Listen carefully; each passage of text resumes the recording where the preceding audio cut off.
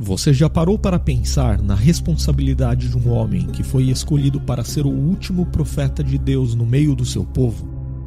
A importância desse homem foi tão grande que é dito na Bíblia que entre os nascidos de mulher não houve ninguém maior que ele.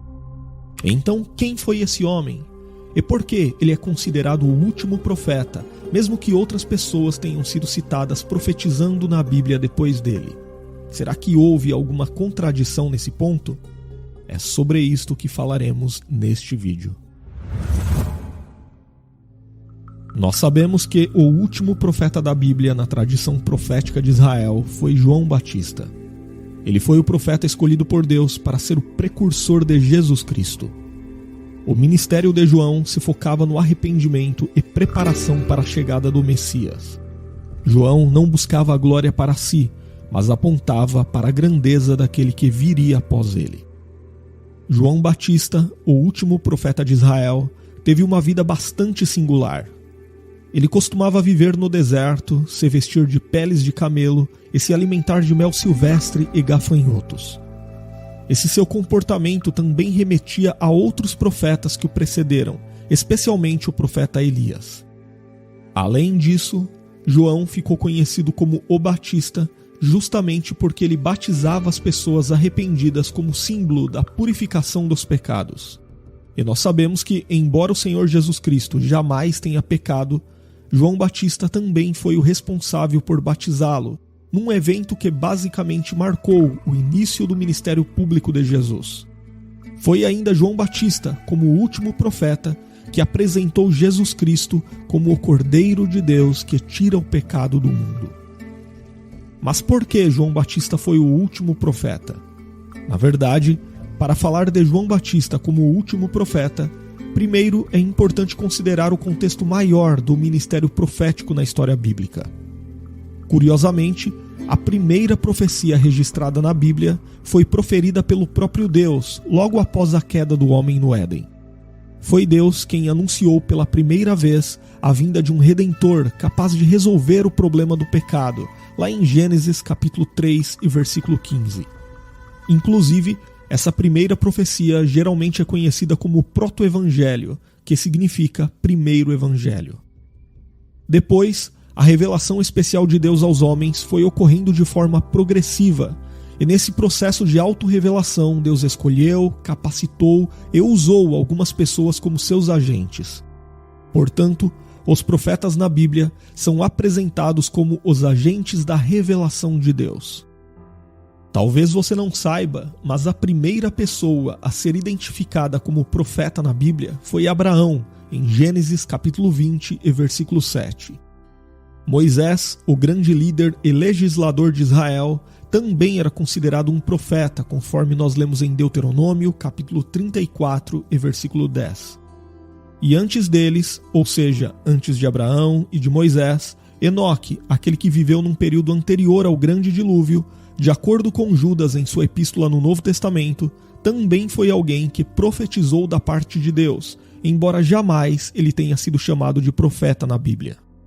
No entanto, parece ter sido com o profeta Samuel que teve início a conhecida escola profética de Israel, responsável por uma longa tradição de profetas que anunciaram a palavra de Deus desde o período da monarquia até o pós-exílio do povo de Deus na Babilônia.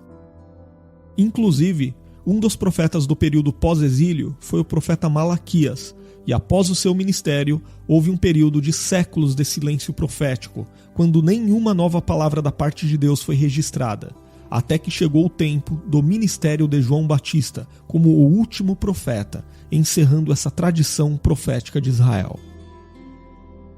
E a prova de que João Batista encerrou a escola profética de Israel foi dada pelo próprio Senhor Jesus Cristo.